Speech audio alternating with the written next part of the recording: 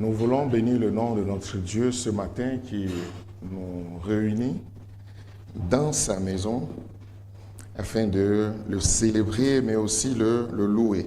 C'est une grâce et le moment est venu pour nous d'écouter la parole du Seigneur. Voilà pourquoi je nous demande d'ouvrir nos Bibles et nous allons trouver notre texte de ce matin dans le deuxième livre des Chroniques, 2 Chroniques, chapitre 20, du verset 1 au verset 26. 2 Chroniques 20, 1 à 26. Je vais lancer ou activer mon chronomètre pour me rassurer que, en tout cas pour m'aider à ne pas déborder. Alors,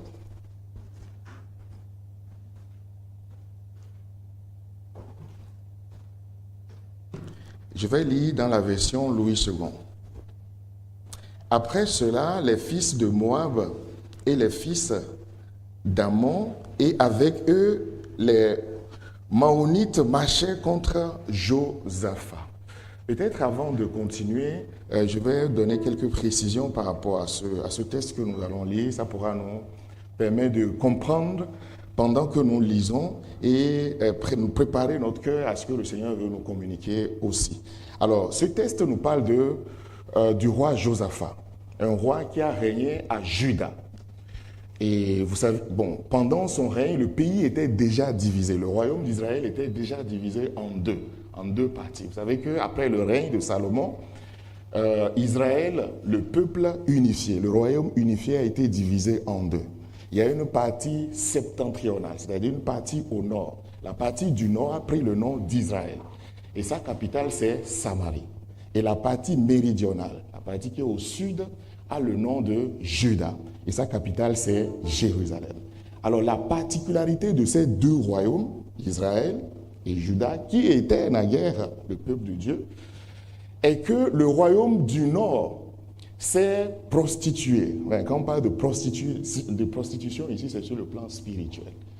Le royaume du nord, Israël, donc, a introduit de faux dieux, entre autres le dieu Baal.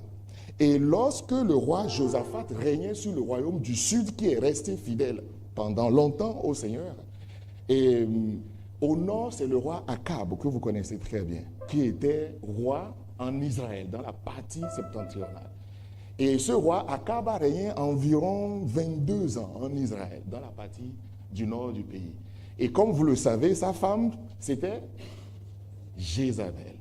Et dans Apocalypse chapitre 2, lorsque le Seigneur parle à l'église de Thyatire, justement, il parle de l'esprit de Jézabel.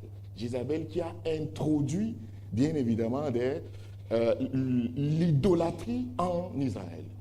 C'est-à-dire, a introduit la divinité ou le dieu Baal, qui était dans l'ancienne alliance considéré comme étant, entre guillemets, le rival de Dieu. Même si Dieu, le Dieu d'Israël que nous servons, n'a pas de rival. Il n'a pas d'égal. Et pour Dieu, c'est une manière de le défier, défier Dieu en introduisant ces idoles dans le pays qui était naguère réunifié. Et donc, comme je le disais, au sud, il y avait Josaphat qui a régné aussi sur le royaume de Juda pendant environ 25 ans. C'est un roi qui est resté globalement fidèle au Seigneur, fidèle à l'alliance que le peuple avait avec Dieu. Et donc, durant son règne, le pays était plus ou moins stable. Plus ou moins stable. Et donc, c'est à peu près dans ce contexte qu'une coalition de pays étrangers, de rois étrangers, vont marcher contre le pays de Juda, contre Juda, le royaume donc, du sud. Et donc, ce texte nous présente comment est-ce que le roi Josaphat a apprécié cette coalition étrangère, cette coalition militaire étrangère contre le pays de Juda. Et comment surtout il s'est comporté. Est-ce qu'il a eu la victoire, puisque c'est celle-là que nous proclamons durant ce mois, n'est-ce pas? Le Seigneur nous rassure la victoire. Et comment est-ce que le Seigneur est intervenu particulièrement dans son cas? Voilà un peu l'objet de ce texte. Peut-être après avoir dit cela, cette introduction, après avoir lu, je ne sais pas si on aura besoin de prêcher encore. Lisons.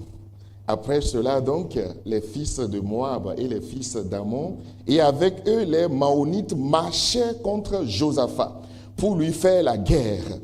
On vint en informer Josaphat en disant: une multitude nombreuse s'avance contre toi depuis l'autre côté de la mer, depuis la Syrie, et ils sont à Hatsaton, Tamar, qui est en Guédi.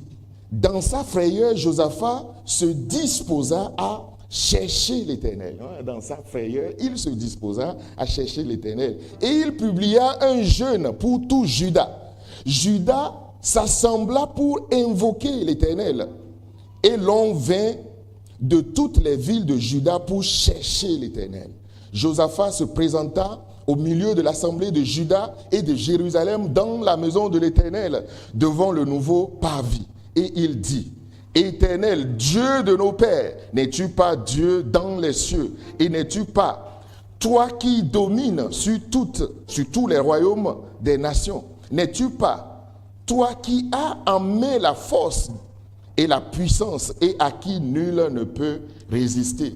N'est-ce pas toi, ô notre Dieu, qui a chassé les habitants de ce pays devant ton peuple d'Israël, et qui l'a donné pour toujours à la postérité d'Abraham, qui t'aimait? Ils l'ont habité, et ils t'y ont bâti un sanctuaire pour ton nom, en disant: s'il nous survient quelque calamité, l'épée, le jugement, la peste ou la famine, nous nous présenterons devant cette maison et devant toi, car ton nom est dans cette maison.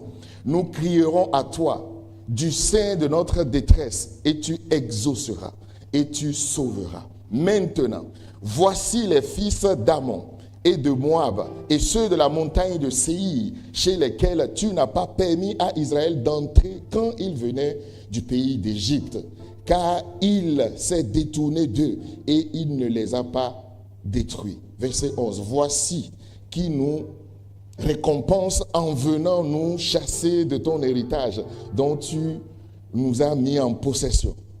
Ô notre Dieu, n'exerceras-tu pas tes jugements sur eux? Car nous sommes sans force devant cette multitude nombreuse qui s'avance contre nous. Et nous ne savons que faire, mais nos yeux sont sur toi. Tout Juda se tenait debout devant l'Éternel avec leurs petits-enfants, leurs femmes et leurs fils. Alors l'Esprit de l'Éternel saisit au milieu de l'assemblée Jehaziel, fils de Zacharie, fils de Benaja, fils de Jéhiel, de Matania, lévite d'entre les fils d'Azaph. Et souvent dans plusieurs versions, le nom ici est... Voilà. Jehaziel dit: soyez attentifs, tout Juda et habitants de Jérusalem. Et toi, roi Josaphat. C'est intéressant ce que le prophète dit, non seulement au peuple, mais aussi au roi, la manière dont il l'interpelle ici. Ainsi vous parle l'Éternel. Ne craignez point et ne vous effrayez point devant cette multitude nombreuse, car ce ne sera pas vous qui combattrez, ce sera Dieu. Demain, descendez contre eux. Ils vont monter par la colline de Tite, et vous les trouverez à l'extrémité de la vallée, en face du désert de Jéruel. Vous n'aurez point à combattre en cette affaire. Présentez-vous, tenez-vous là, et vous verrez la délivrance que l'Éternel vous accordera. Juda et Jérusalem, ne craignez point et ne vous effrayez point. Demain, sortez à la rencontre et l'Éternel sera avec vous. Josaphat s'inclina le visage contre terre. S'incliner devant le visage contre terre ici, ou bien se prosterner, ça veut dire adorer systématiquement Dieu. C'est ce que ça veut dire ici. Et tout Juda et les habitants de Jérusalem tombaient devant l'Éternel pour se prosterner en sa présence. Les Lévites d'entre les fils de Kéhatite et d'entre les fils de Coréites se levèrent pour célébrer d'une voix forte et haute l'Éternel, le Dieu d'Israël. Verset 20. Le lendemain, ils se mirent en marche et de grand matin pour le désert de Tekoa. À leur départ, Josaphat se présenta et il dit, « Écoutez-moi, Juda et habitants de Jérusalem, confiez-vous en l'Éternel, votre Dieu, et vous serez affermis. Confiez-vous en ses prophètes, et vous réussirez. » Puis, d'accord avec le peuple, il nomma des chantres qui, revêtus d'ornements sacrés et marchant devant l'armée, célébraient l'Éternel en disant, « Louez l'Éternel, car sa miséricorde dure à toujours. » Au moment où l'on commençait les chants et les louanges, l'Éternel plaça une embuscade contre les fils d'Ammon et de Moab et ceux de la montagne de Séir qui étaient venus contre Juda. Et il fut battu. Les fils d'Ammon et de Moab se jetèrent sur les habitants de la montagne de Séir pour les dévouer par interdit et les extrémités. Et quand ils en eurent fini avec les habitants de Séir, ils cédaient les uns les autres à se détruire. Comment est-ce que les ennemis s'entretuaient entre eux? Lorsque Juda fut arrivé sur la hauteur d'où l'on aperçoit le désert, il regardait du côté de la multitude, et voici c'étaient des cadavres étendus à terre, et personne n'avait échappé. Vous voyez cette multitude qui avait effrayé Josaphat, que nous avons lu tout à l'heure dans les premiers versets de ce passage. Cette multitude, voici le sort qui lui a été réservé par Dieu. Verset 25, Josaphat et son peuple allaient prendre leurs dépouilles et ils trouvaient parmi les cadavres d'abondantes richesses et des objets précieux. Et ils en enlevaient tant qu'il ne put tout emporter. Il mit 3 jours au pillage du butin, car ils étaient considérables. Le 4e jour, ils s'assemblèrent dans la vallée de Beraka, où ils bénirent l'Éternel. C'est pourquoi ils appelèrent ce lieu la vallée de Beraka, nom qui lui est resté jusqu'à ce jour. Que le Seigneur bénisse la lecture de sa parole au nom de Jésus. Amen. Alors, comme je l'ai rappelé encore tout à l'heure, le thème de ce mois, c'est Dieu nous rassure la victoire. Alors, avant d'introduire ce passage, peut-être en guise de préambule, lorsque un thème est annoncé, ou une vision, soit pour l'année ou pour le mois, quelle doit être notre attitude face à ce thème? Lorsqu'un sujet, lorsqu'un thème pareil est annoncé, Dieu nous rassure la victoire. On peut dire Alléluia. Alors vous avez dit Amen, eh oui. Parce que la victoire sera mon partage durant cette saison qui a été décrétée ou durant ce mois, n'est-ce pas?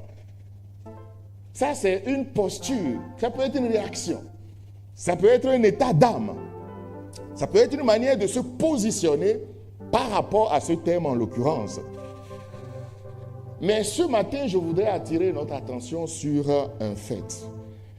Lorsqu'un sujet, lorsqu'un thème pareil est annoncé, la question qu'on peut se poser aussi, c'est de savoir, en fait, qu'est-ce que Dieu attend véritablement de moi pour que cette victoire soit mon partage? Qu'est-ce qu'il attend de moi? Comment est-ce que je dois me positionner pour que la victoire que le Seigneur rassure puisse être effective dans ma vie?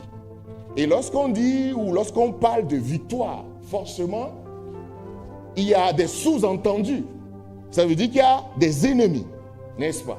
On parle de l'Éternel qui assure la victoire, ou bien qui rassure la victoire. Ça veut dire qu'il y a des ennemis. Ça veut dire aussi qu'il y a une bataille à livrer. Ou une bataille qui a déjà été livrée et nous sommes invités à rentrer dans les résultats de cette bataille ou bien dans la victoire qui a été acquise pour nous. Ça, c'est très important. Qu'est-ce que Dieu attend de moi? Qu'est-ce que Dieu attend de nous? Est-ce que la victoire est automatique? Il suffit de la déclarer pour que je puisse marcher dans cette victoire. Je puisse vivre cette victoire. Nous allons essayer durant cette prédication d'en emporter quelques orientations, je l'espère, par la grâce de Dieu. Et j'espère que le Seigneur va nous instruire, va nous parler. Voilà pourquoi j'ai intitulé la prédication de ce matin comme suit. C'est tout un paragraphe. La rassurance. La rassurance. 2 points. Une tour qu'il faut bâtir avec Dieu pour triompher de ses ennemis et vivre des victoires. La rassurance. Une tour qu'il faut bâtir avec Dieu pour triompher de ses ennemis et vivre des victoires. Alors le premier mot là, la rassurance. D'abord, quand j'ai vu le thème du mois, je me suis posé la question, pourquoi pas Dieu nous assure la victoire? J'ai appelé le pasteur Mitch qui a introduit le thème durant le thème du mois pour me rassurer, sans mauvais jeu de mots, que j'ai bien compris le thème. N'est-ce pas? Et dans Dieu qui nous rassure la victoire, il y a le verbe rassurer, n'est-ce pas? Et puis il y a le verbe assurer de l'autre côté, le verbe avec lequel on peut, n'est-ce pas, confondre ou bien associer ces deux termes. Assurer la victoire et rassurer la victoire. Dans assurer, il y a assurance. Et dans rassurer, il y a rassurance. Je me suis dit, est-ce que le mot existe vraiment? J'ai cherché, mon intuition ne m'a pas trompé. La rassurance donc. Pour nous ce matin, frères et sœurs, une tour qu'il faut apprendre à bâtir. Une tour qu'il faut bâtir. La rassurance. Une tour qu'il faut bâtir. Apprendre à bâtir. Avec qui? Avec Dieu bien évidemment, puisque c'est Dieu qui l'accorde pour triompher de ses ennemis et vivre des victoires. Voilà comment je voudrais nous inviter ce matin à se positionner, entre autres. J'ai écouté les 15 ou 10 premières minutes lors de mon voyage cette semaine de la prédication du dimanche dernier. C'était sur Anne, n'est-ce pas? Pour ne pas dire les mêmes choses. Alors, une tour qu'il faut bâtir.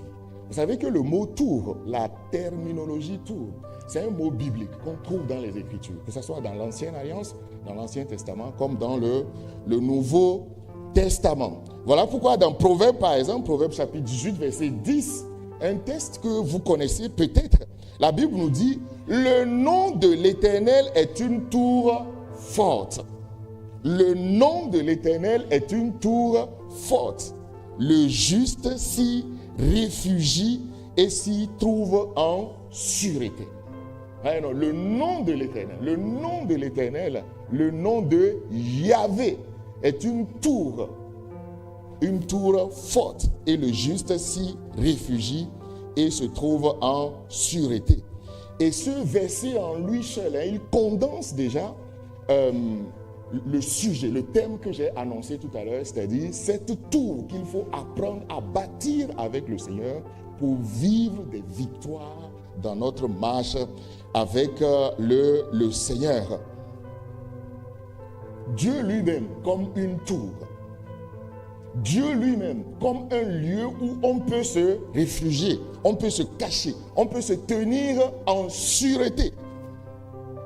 Et en fait, le mot tour dans la langue biblique veut dire, ça dérive d'un verbe qui veut dire grandir, s'élever, grandir, s'élever, prendre de la hauteur. Voilà pourquoi on parle, ou voilà pourquoi je parle de tour qu'il faut apprendre à bâtir, une tour qu'il faut bâtir.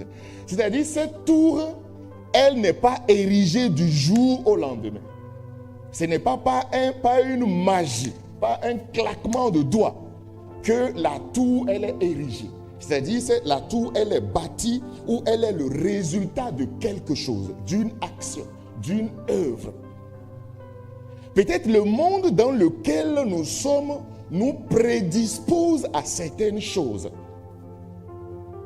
Nous sommes dans un monde aujourd'hui qui est caractérisé par la rapidité. On veut le résultat tout de suite, n'est-ce pas? On veut avoir le résultat tout de suite. C'est-à-dire, même manger, là, le temps d'aller cuisiner, c'est déjà trop, quoi. Alors pourquoi il y a des fast-food, quoi? Tout de suite. Il y a des machines, des appareils pour aider à cuisiner, quoi. Il y a même des machines, n'est-ce pas? Un de mes amis me disait à Casa dernièrement que sa femme lui a acheté comment on appelle? Je ne sais pas s'il faut appeler ça je cherche le mot là. Un petit récipient en façon, un bol qu'il amène au service. Et il branche ça juste pour réchauffer le repas, quoi, dans la journée. Et il dit, wow, ça c'est intéressant, ça. Tu as ton plat là, tu le branches et puis il est chauffé, quoi, au bout de quelques secondes. En fait, on veut des réponses tout de suite, daba, tout de suite. Et ça fait que, en fait, les chrétiens se comportent comme des charlatans souvent. Les chrétiens se comportent comme, en fait, oui, des charlatans chez moi. C'est-à-dire, tu es une femme, tu es en attente des enfants, ou bien d'un enfant, tu fais quoi? Tu vas chez le charlatan. Et d'ailleurs, même le dieu Baal, c'est un dieu qui, pour les Phéniciens et les Cananéens, un dieu qui donnait, enfin, qui est considéré comme pourvoyeur d'enfants, par exemple. Le dieu de la fertilité, du sol, du travail, de l'agriculture, de l'abondance. Donc, en fait, pour avoir quelque chose, lorsqu'on cherche quelque chose, la patience qu'il faut. Non, on a perdu cette patience-là. Vous savez que la patience est fruit de l'Esprit Saint. On veut la réponse tout de suite. Voilà pourquoi des chrétiens dans nos pays, peut-être ici, je ne sais pas s'il y a des charlatans ici, des marabouts, des féticheurs, ils vont tout de suite chez les marabouts, chez les féticheurs pour chercher des solutions. Parce qu'on veut des solutions maintenant. Alors que Dieu veut t'éprouver peut-être pendant une semaine, un mois, un an, 5 ans. Et il attend à ce que tu persévères, que tu attendes. Que tu bâtisses cette tour. En fait, ce n'est pas quelque chose du jour au lendemain. Parfois, on vient à l'église avec des soucis, avec des problèmes. On ne veut pas attendre que Dieu nous apprenne à être victorieux de nos situations. On veut des résultats tout de suite. On veut des résultats maintenant. L'impatience. Voilà pourquoi, pour nous, ce que ce thème m'inspire encore, cette rassurance, c'est davantage la tour qu'il faut apprendre à bâtir, brique après brique. Et on va voir par la suite que, en fait, la rassurance, c'est une fermeté, une stabilité. Et cette stabilité, ou bien cette fermeté, dans le langage biblique, en fait, les mots qui sont employés sont similaires ou proviennent du même mot. Par exemple, l'hébreu fonctionne avec une base de 3 lettres. Et à partir de ces 3 lettres-là, plusieurs mots, verbes, etc. peuvent se construire. Et parmi les mots qui sont construits à partir de la foi, il y a le mot Amen. Quand on dit Amen, vous savez ce que ça veut dire? Non. Amen, ça ne veut pas dire étymologiquement ainsi soit-il. C'est pas vrai. Amen veut dire c'est digne d'y placer sa confiance. C'est ce que ça veut dire. C'est digne. En fait, tu as fini de prier, tu dis Amen. Cette prière-là, ça mérite d'apporter ou bien d'accorder, de mettre sa confiance en cette parole-là. C'est ce que Amen veut dire. Je suis d'accord, oui, c'est vrai. En fait, c'est ce que Amen veut dire.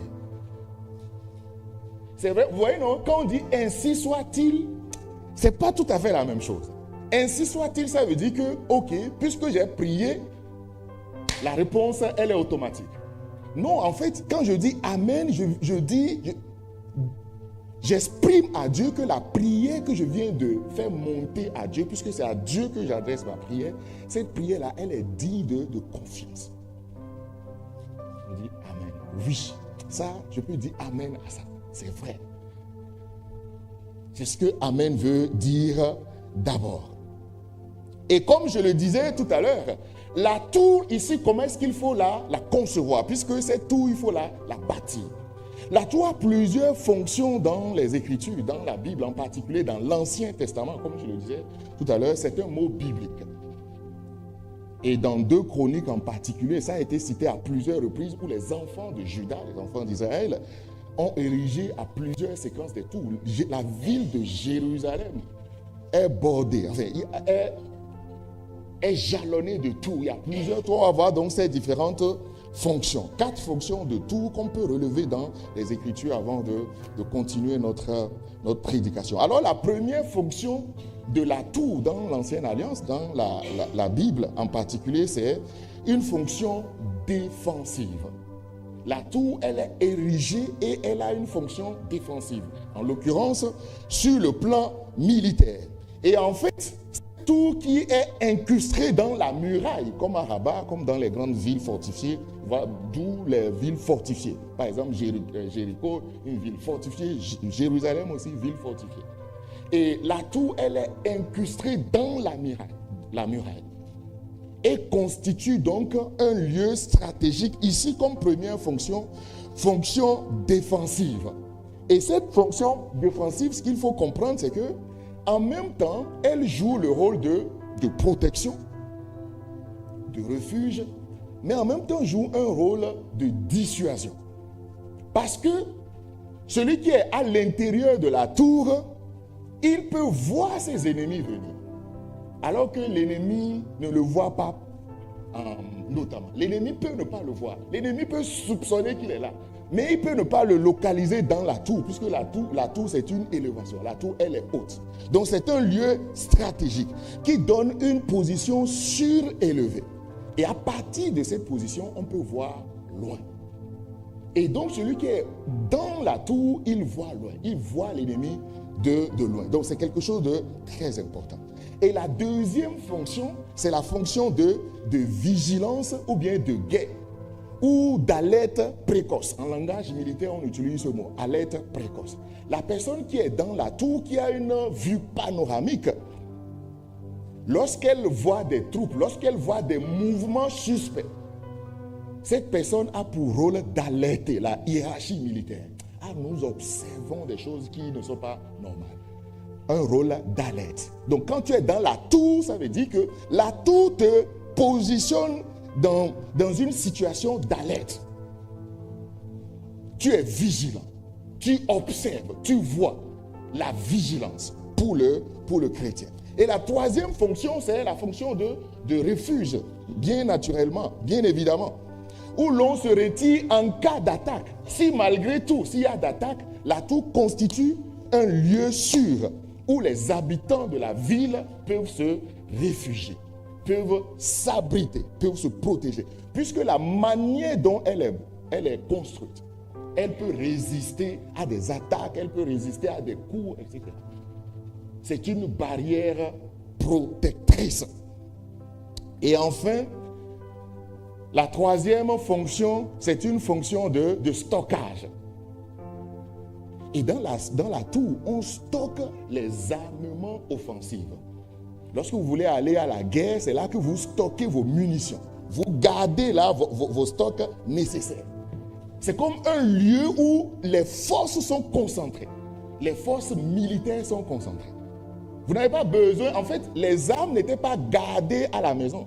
La tour en elle-même, c'est comme une garnison, un camp militaire, où il y a déjà des armes qui sont stockées. Vous voyez, non? La tour, elle est protectrice, joue un rôle défensif, mais en même temps un rôle où les armes sont stockées. C'est cette tour-là, avec ses fonctions multiples, qu'il faut apprendre à bâtir, qu'il faut apprendre à construire. s'asseoir d'abord, comme la parole de Dieu nous le dit dans le livre de Luc, que j'aime beaucoup, Luc chapitre 14, verset 28, lequel parmi vous, s'il veut bâtir une tour, c'est Jésus qui parle, ne s'assied d'abord, s'asseoir, c'est important. La tour, elle est importante, qu'il faut apprendre à bâtir et voir combien ça va me coûter de bâtir cette tour. Et donc voilà pourquoi la rassurance ici qui est cette tour qu'il faut apprendre à bâtir ou qu'il faut bâtir, ce n'est pas donc un acquis instantané. C'est ce que je suis en train de dire tout à l'heure. Ce n'est pas quelque chose d'instantané. La rassurance, pour arriver à un niveau de rassurance, ce n'est pas quelque chose d'instantané. Ce n'est pas quelque chose d'immédiat. C'est quelque chose qu'il faut en tant que chrétien, en tant qu'enfant de Dieu, apprendre à construire, à bâtir avec le Seigneur, bâtir avec Dieu lui-même qui en est la source, ériger, construire pierre après pierre avec le Seigneur et arriver à cette situation, à cette position où on est véritablement rassuré. Tout le monde, en fait, ne peut pas se positionner, se présenter comme Josaphat, alors qu'il y avait une multitude. C'est vrai qu'au départ, il avait peur. Mais comment est-ce qu'il a réagi par la suite? La manière dont il a réagi, en fait, c'est la conséquence de son vécu avec le Seigneur. La conséquence de sa relation avec le Seigneur. C'est quelqu'un qui a une relation vraiment avec le Seigneur, une intimité avec le Seigneur, un vécu avec Dieu. Et lorsque cette situation vient pour troubler sa paix, sa quiétude, humainement, il a eu peur dans un premier temps, c'est normal. Mais tout de suite, il s'est rappelé de son Dieu. Et il a posé des actes. On va voir 4 piliers tout à l'heure de cette tour qu'il faut apprendre à bâtir. Les 4 piliers sur lesquels la tour, elle est bâtie en partant du sujet, du texte que nous avons lu ce matin. La rassurance en elle-même, ce mot, ce thème que nous étudions durant ce mois. La rassurance, est-ce que c'est absence d'angoisse, d'inquiétude ou bien de danger? La réponse est non.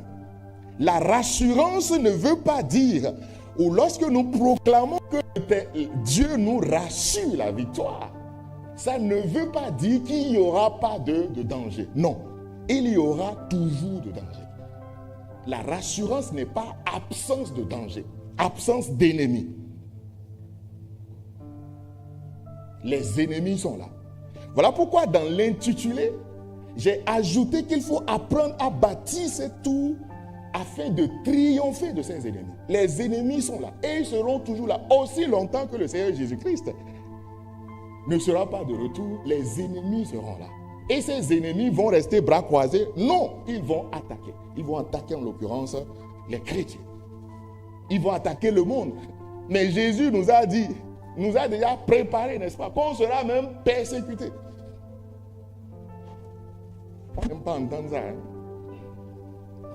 Il dit, Dieu t'accorde la victoire, alléluia. C'est biblique. Tu seras persécuté, c'est aussi biblique. Donne-moi un bon amen. Mais tu ne veux pas être persécuté. Tu veux la victoire, mais tu ne veux pas la persécution. Non. En fait, la persécution, ça fait partie de notre lot en tant que chrétien. Oui. Mais lisez la vie des apôtres, des disciples dans le livre des Actes des apôtres. Actes chapitre 5, Actes chapitre 6, chapitre 7, chapitre... L'église primitive est née dans la persécution. Ces gens-là étaient persécutés. Ça m'a profondément touché. Les apôtres disent, la Bible dit que les apôtres étaient... Pierre, il prêchait, on l'a arrêté pour dire, mais c'est quoi cette doctrine-là, cet enseignement, ce nouvel enseignement, cette nouvelle prédication que toi tu as introduite dans le pays pour troubler. Les autorités l'ont arrêté, le fouetté, le chicoté. Il est sorti de la prison, il va retrouver les frères. La Bible dit, ils étaient contents, heureux d'être fouettés, flagellés pour le nom de Dieu. Il dit, quoi? Tu n'as rien fait. Tu es en train de prêcher, on t'arrête. pour te chicoter, te fouetter, et puis tu sors, tu dis merci Seigneur parce qu'on m'a fouetté, on m'a persécuté. Ça requiert une certaine expérience avec le Seigneur. Il y a des choses que si tu expérimentes ça avec le Seigneur, te persécutant, tu t'humilies pour le nom de Dieu, pour la bonne cause. Ça va être pour toi un sujet d'action de grâce. Comme l'apôtre Paul, ce texte-là que nous connaissons très bien dans Actes chapitre 16. Arrêté, emprisonné, lui et Silas. La Bible nous dit la nuit, la nuit. Ces deux compagnons étaient en train de louer Dieu. Mais comment? Enchaîné, quelqu'un qui est dans la prison est enchaîné. Voyez, dans les prisons modernes aussi, ok, tu es dans ta chambre, ton lit, et puis voilà, avec le confort nécessaire, quoi. Pendant l'été, tu as une petite clim, et pendant l'hiver, un petit chauffage, quoi. Mais l'apôtre Paul et Silas, ils étaient non seulement dans un endroit enfermé, mais ils étaient enchaînés. La Bible nous dit au milieu de la nuit, après être battus sérieusement, au milieu de la nuit, ils se sont mis à célébrer, à chanter les merveilles de Dieu. Waouh! Dieu est bon car sa fidélité, car sa miséricorde dure toujours. Mais toi, tu auras le temps de chanter Dieu. Et il dit, mais Seigneur, qu'est-ce qu'ils ont vécu qui me manque à vivre encore? On vient de te fouetter, mais tu chantes la gloire de Dieu, les louanges de Dieu. C'est un niveau spirituel auquel j'aspire. Je veux pas ce bébé où on me donne seulement des bonbons. Tu seras victorieux. Amen, merci. Non, non. Le Seigneur nous convoque ce mois à grandir, à s'élever, à hausser notre niveau sur le plan spirituel. À ne pas dire, oui, c'est la victoire ce mois, c'est vrai. Mais qu'est-ce que Dieu attend de moi en retour? Qu'est-ce qu'il attend de moi en retour? Est-ce que la victoire s'acquiert, se vit dans la passivité? Ce test nous montre que non. Comme je le disais tout à l'heure, les ennemis sont là. Ils vont harceler, ils vont attaquer. Mais comment nous comportons-nous face à cela? Est-ce qu'on doit attendre passivement? Voilà pourquoi nous allons voir. J'espère que le temps va nous permettre ces 4 piliers. Je vais accélérer. Le premier pilier sur lequel bâtit cette tour, je l'ai intitulé « Regardez au bon endroit ». Regardez au bon endroit. Vous voyez, non, la sentinelle qui est dans la tour joue un rôle décisif pour sa propre sécurité, mais aussi pour la sécurité de sa famille et des habitants de la ville. Regardez au bon endroit. Regardez au bon endroit. La sentinelle ne regarde pas n'importe où, n'est-ce pas? Vous êtes d'accord avec moi? Parce que vous êtes un sentinelle perché dans une tour, positionné dans une tour. Vous regardez au bon endroit. Et ce bon endroit-là permet, comme je le disais tout à l'heure, d'identifier les menaces, les adversaires, les ennemis potentiels qui pourraient attaquer la ville, attaquer le pays. Et pour nous, enfants de Dieu, ce matin, qu'est-ce que ça veut dire? Rappelez-vous de l'expérience de l'apôtre Pierre, Pierre en particulier, lorsqu'il était sur la mer, n'est-ce pas? Avec les autres disciples. Le Seigneur Jésus n'était pas avec eux, dans Matthieu chapitre 14 ici. Et Jésus va apparaître alors que les disciples étaient en train d'aller de l'autre côté de la mer. Le Seigneur va apparaître. Et quand ils ont vu Jésus sur la mer, la nuit, ils ont crié. Ils ont dit, mais c'est qui ce fantôme? Ils ont eu peur. Vous connaissez la séquence. Mais Jésus va les rassurer. Non, ce n'est pas un fantôme, c'est bien moi, votre maître. Mais Pierre va dire, si c'est toi vraiment, permets que je marche sur la mer comme toi. N'est-ce pas? Nous connaissons l'histoire.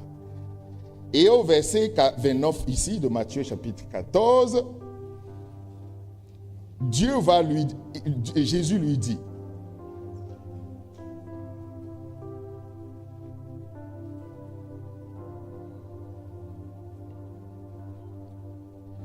quand Jésus lui a dit, viens, la Bible nous dit, et Pierre sortit de la barque et marcha sur les eaux. Pierre sortit vraiment de la barque, marcha sur les eaux pour aller vers Jésus. Mais voyant que le vent était fort, Pierre était en train de marcher. Quelque chose qu'il n'a jamais expérimenté, qu'il n'a jamais vécu. C'est en soi une victoire pour lui. Et si moi, en tant que chrétien, Dieu me permet, je suis à la plage là, je me mets à marcher sur la mer. Même si c'est pendant 10 secondes là, ça va devenir un trophée spirituel pour moi. Et la première fois que Pierre expérimente ça, c'est quelque chose de nouveau pour lui. Il sort, Pierre se met à marcher sur la mer. Il dit, waouh, c'est possible ça, je rêve ou quoi? Non, c'est vrai que c'est la nuit, mais tu ne rêves pas, Pierre. Mais voyant que le vent, voyez non, voyant, il a vu, voyant que le vent était fort. Pierre a vu le vent. Pierre a vu l'invisible.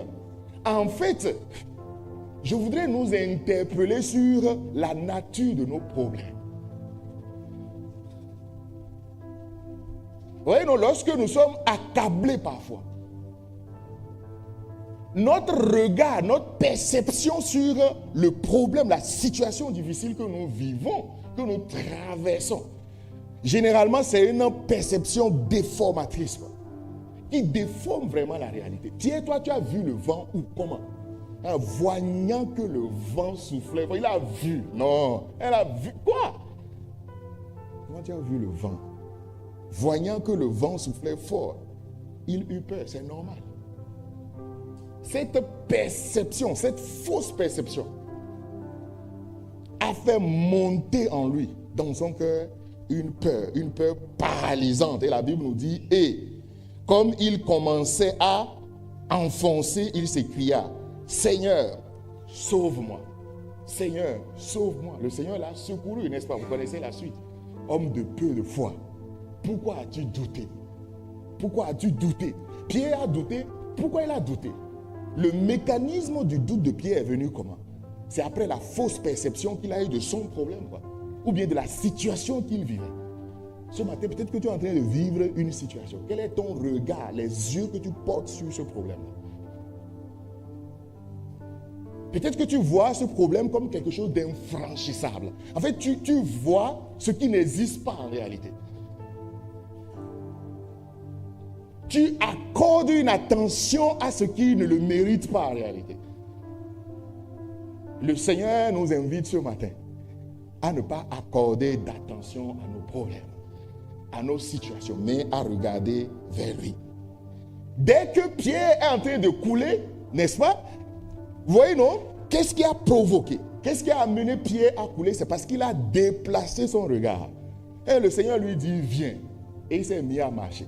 Mais il a arrêté un moment de regarder qui? De regarder Jésus et de regarder qui? Regarder et voir le vent. D'où regarder au bon endroit. Il a déplacé son regard du Seigneur Jésus-Christ pour contempler ce qui n'existe pas. Pour voir, pour se laisser dominer par quelque chose qui en réalité était accessoire. Déplaçons, bien-aimés, dans le Seigneur nos regards vers le Seigneur. Donc, face à ces inquiétudes, le Seigneur nous invite à avoir nos regards fixés sur lui. Deuxième pilier, je vais accélérer.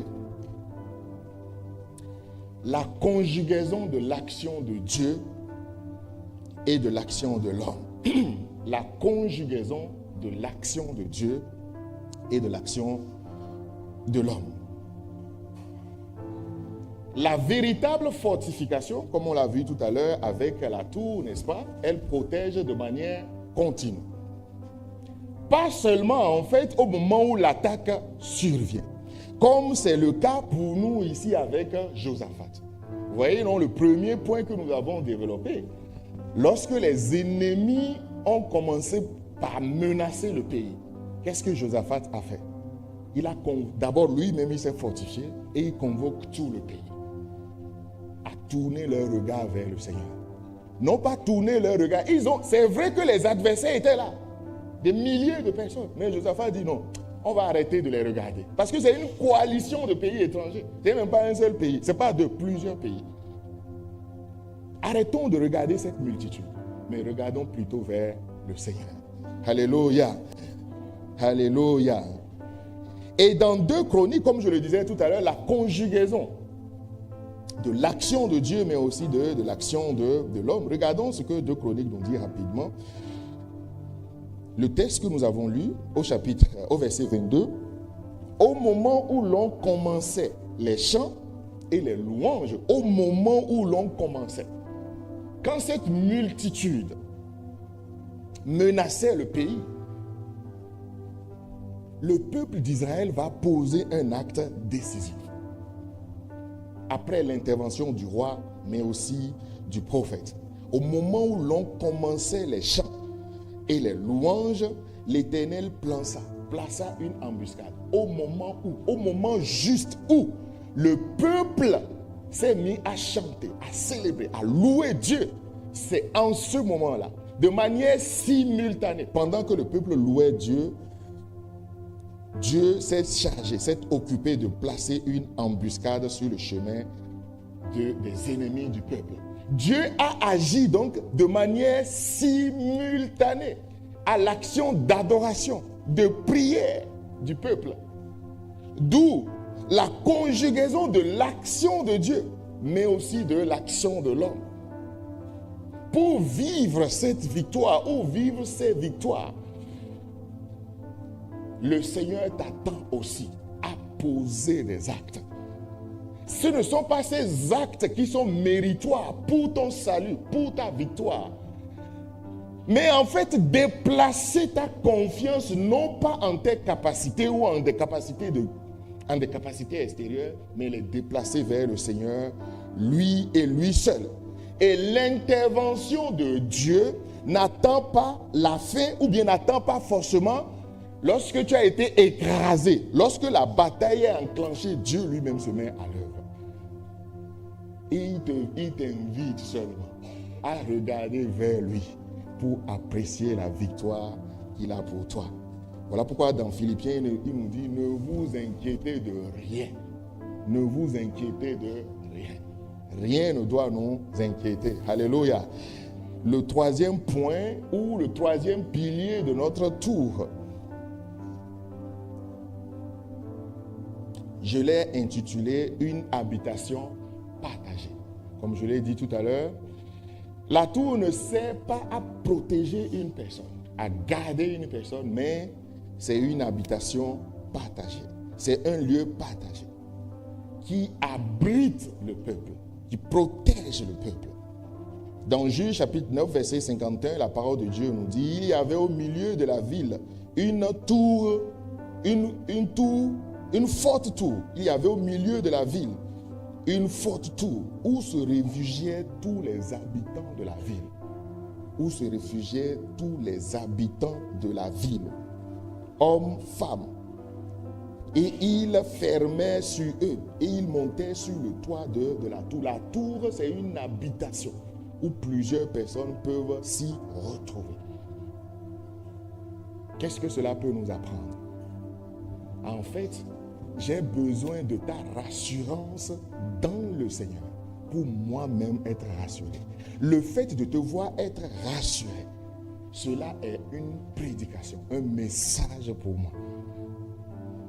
Parce que si tu es rassuré, cela va me contaminer potentiellement. Ce frère, cette soeur vit sa situation de telle manière, cela m'encourage. J'ai besoin de toi pour progresser avec le Seigneur, pour vivre des victoires que le Seigneur attend de nous. Voilà pourquoi dans Hébreux chapitre 10, verset 24, la parole de Dieu nous dit, veillons les uns sur les autres, pour nous exciter à la charité, c'est-à-dire aux bonnes œuvres. Veillons les uns sur les autres. J'ai besoin que tu veilles sur moi. En fait, j'ai besoin de toi. Dieu t'a mis à mes côtés pour que tu puisses me soutenir aussi, pour que tu puisses me porter, m'accompagner.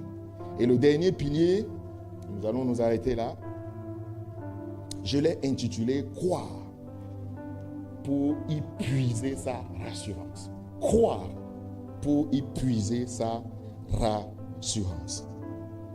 Et le verset 20 de notre texte d'aujourd'hui, de 2 Chroniques que nous avons lu, 2 Chroniques 20, la Bible nous dit: le lendemain, ils se levèrent de bon matin et partirent pour le désert de Tekoa.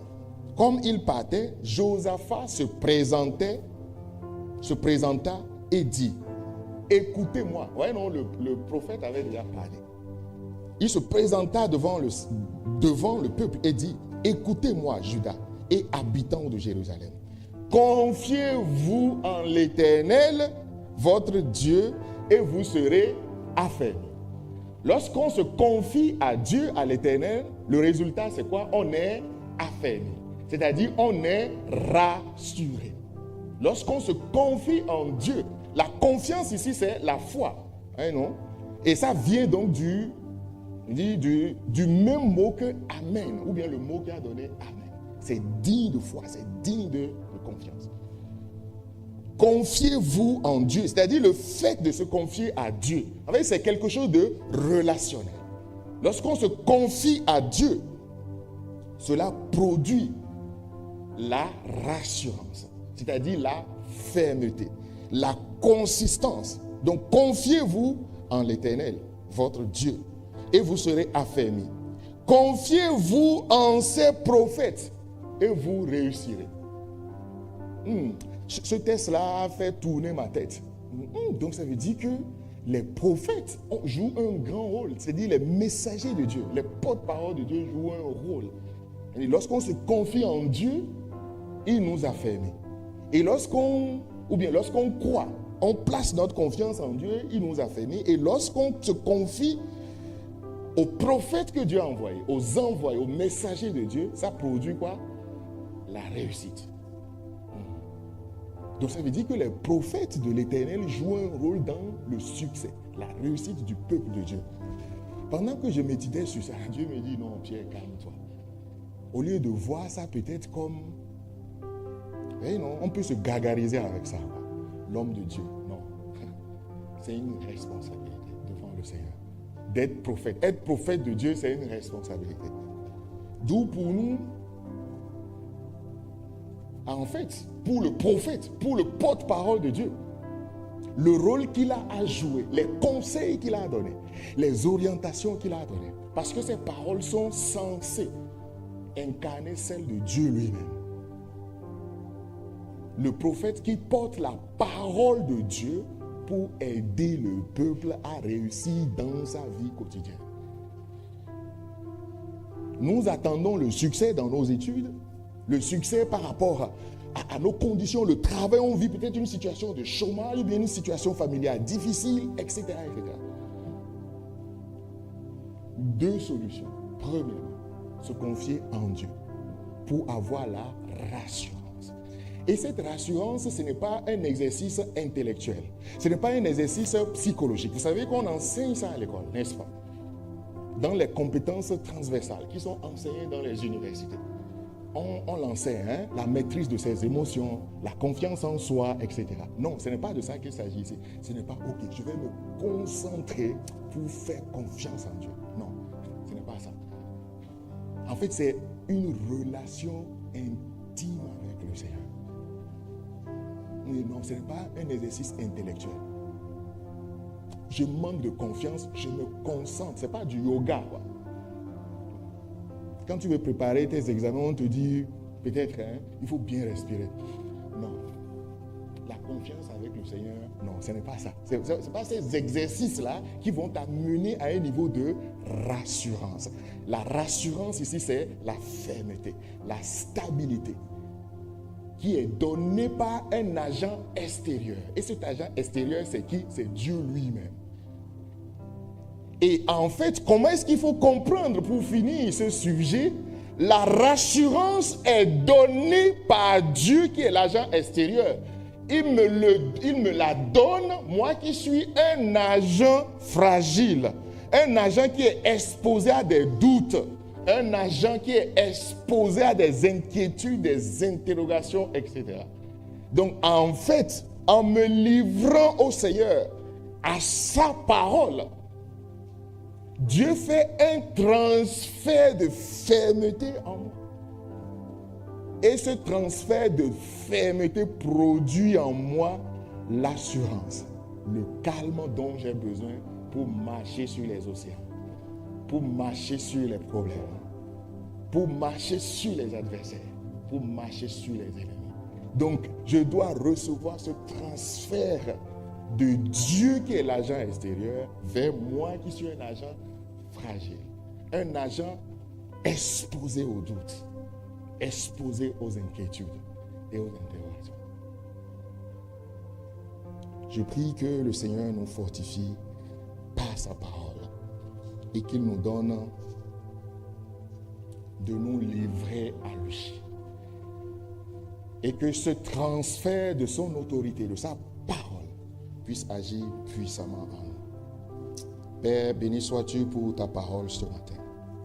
Merci pour ce que tu as communiqué à chacun de nous. Seigneur, nous voulons passer de l'écoute de ta parole à son application. Et pour cela, nous avons besoin de toi. Nous avons besoin de ton aide.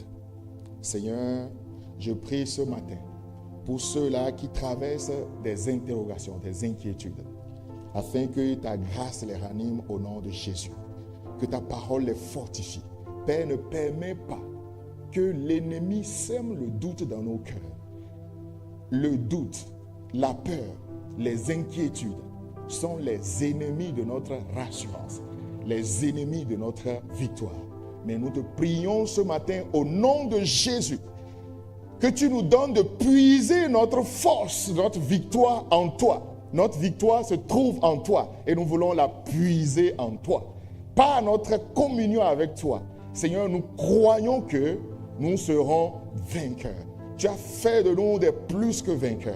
Et nous voulons marcher dans la victoire que Jésus-Christ a acquise pour nous à la croix.